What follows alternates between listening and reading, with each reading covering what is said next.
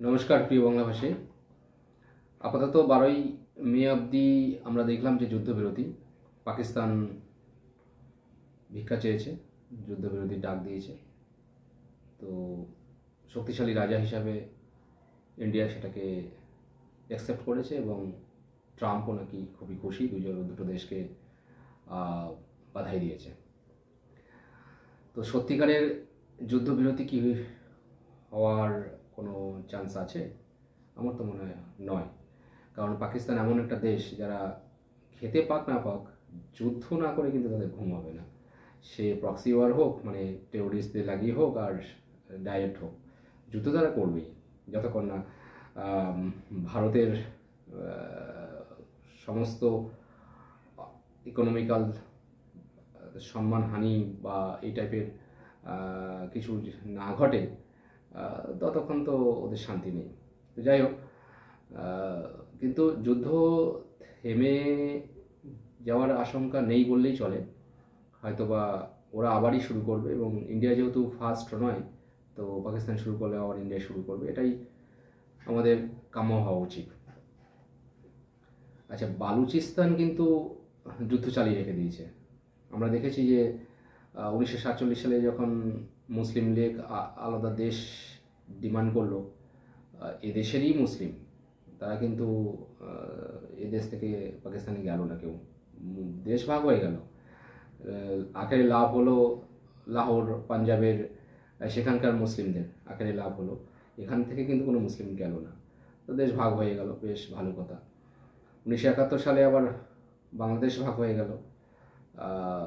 তারা কিন্তু ওই বাঙালিদের মানে সেই শূদ্র মানে একটা মানে ছুত জাতি হিসাবে বিবেচনা করতো, এবং বাঙালিদেরকে তাদের নিজেদের ক্যাটাগরিতে মনে করতো না। বাংলাদেশি মুসলিমদেরকে মানে পায়ের জুতো তলায় রাখার চেষ্টা করেছিল। তো সেখান থেকে ইন্ডিয়া দেখলো যে ঠিক আছে, সাহায্য করা যাক।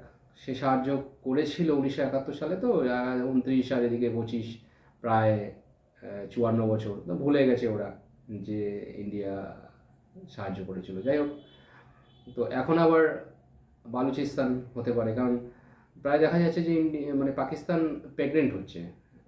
প্রথমে মানে বাংলাদেশ জন্ম নিল, আবার বালুচিস্তান জন্ম নেবে কিছুদিনের মধ্যে, কারণ ওরা কিন্তু ছাড়ছে না। লাগাতার ওদের বিদ্রোহ, মানে ট্রেন ডিস্ট্রয় থেকে শুরু করে সমস্ত সৈন্যকে কিন্তু এই 5ই মে মেরেছে, আবার 7ই মে মেরেছে, এবং ওদের কিন্তু জারি আছে যতই যুদ্ধবিরতি থাক, ওরা কিন্তু ছেড়ে কথা বলবে না। তো বালুচিস্তান যদি ভাগ হয়, ভারতেরও কিছু অবদান থাকবে। তো সেক্ষেত্রে ওরা কিন্তু পারমাণবিক বোমটা ইউজ করতেই পারে। আমরা সবাই কিন্তু কেউ চাই না যে আবার একবার পারমাণবিক যুদ্ধ হোক, কারণ আমরা দেখেছি যে জাপানে হিরোশিমা নাগাসাকিতে দুটো বোম ফেলাতে কি ভয়াবহ পরিস্থিতি তৈরি হয়েছিল। অবশেষে সেই বোম ফেলাতেই হয়তো দ্বিতীয় বিশ্বযুদ্ধ শেষ হয়েছিল। তথাপি পারমাণবিক বোম কিন্তু প্রচণ্ড ভয়ঙ্কর। তো আমরা চাইবো না যে পারমাণবিক বোমেও পড়ুক, মানে পারমাণবিক যুদ্ধ পরিস্থিতি তৈরি হোক। তথাপি তো একটু আমাদের জেনে রাখা ভালো, পারমাণবিক বোমা পড়লে কিন্তু মোটামুটি 5 কিলোমিটারের মধ্যে যদি কেউ থাকে আর কি, তো বাঁচার চান্স কম। তো সেক্ষেত্রে একটু প্রিকশন 5 থেকে 10 কিলোমিটারের মধ্যে বা 5-এর বাইরে থাকলে যাদের প্রিকশনটা নেওয়া উচিত। যেমন মোটামুটি দেখা যায় যে যখন বোমটা পড়ছে তখন কিন্তু তাকানো যাবে না, তাকালেই কিন্তু ব্লাইন্ড চলে আসবে, পার্মানেন্ট ব্লাইন্ড চলে আসবে। আর দাঁড়িয়ে থাকা যাবে না, অন্ততপক্ষে মাটিতে শুয়ে 2 হাত দিয়ে মুখ ঢেকে রাখতে হবে কিছুক্ষণের জন্য। কারণ যখন পারমাণবিক বোমটা পড়বে তখন কিন্তু 500 কিলোমিটারের একটা টর্নাডো হবে আশেপাশে, প্রায় 10 থেকে 15 কিলোমিটার টর্নাডো হবে, এবং যত ধরুন কাঁচ ভাঙবে, বাড়িঘর ভাঙবে, সেগুলো কিন্তু বাতাসের সাথে সাথে এই টর্নাডোর সাথে সাথে এসে আঘাত করতে পারে, মানুষকে মানে মেরে ফেলতে পারে।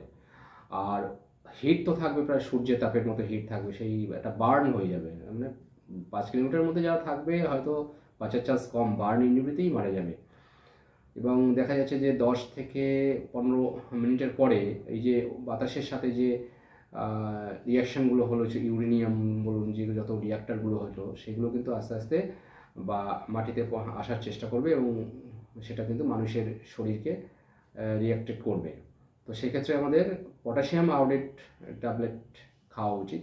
পটাশিয়াম আয়োডেট ট্যাবলেটটা খেলে মানুষের অ্যান্টি রিয়াকশান তৈরি হয়।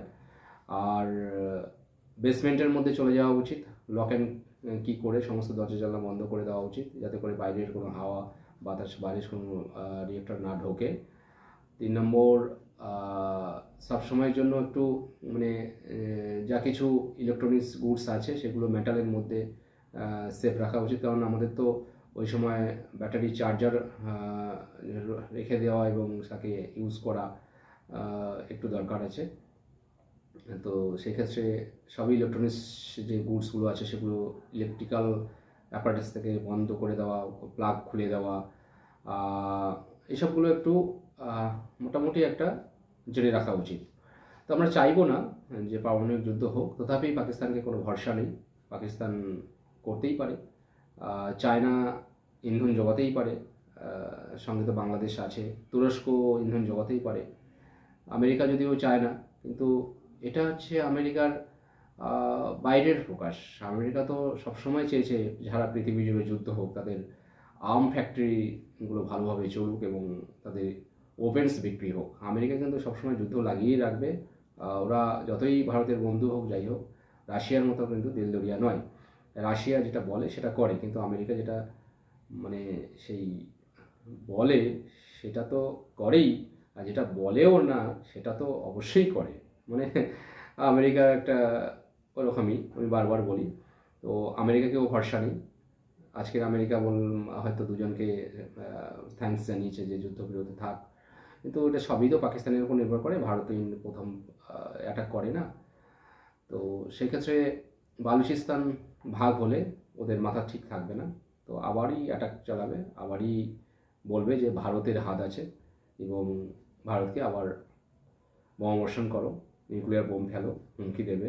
খেতে পাক না পাক ওরা মোটামুটি যুদ্ধটা চালিয়ে যাবে, ওদের রক্তেই এটা আছে। যাই হোক, আমরা চাইবো না যুদ্ধ হোক, কারণ যুদ্ধ হলে সবারই ক্ষতি, ইকোনমিক্যালি সবারই ক্ষতি হবে। আজকের আমরা বলছি যে বিকশিত ভারত 1947 সালে তৈরি করার চেষ্টা করছি, ভারতকে বিকশিত ভারত করার চেষ্টা করছি, সেটা কিন্তু আর হবে না। কারণ আমরা দেখেছি যে রাশিয়া ইউক্রেনের যুদ্ধে ইউক্রেনে একবার 50 বছর পিছিয়ে গেছে। ইউক্রেনের যা হয়েছে, ইউক্রেনের যা ক্ষয়ক্ষতি হয়েছে সেটাকে সামলে উঠতে আবার 50 বছর লেগে যাবে। তো ইন্ডিয়ারও সেই পাকিস্তান তো ধূলিসাৎ হয়ে যাবে, পাকিস্তান বলে কোনো দেশ থাকবে না, বাদ দিন, কিন্তু ইন্ডিয়ারও ক্ষয়ক্ষতি তো হবে।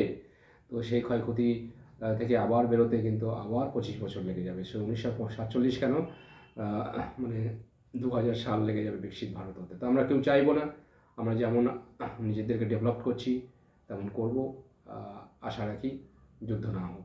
নমস্কার।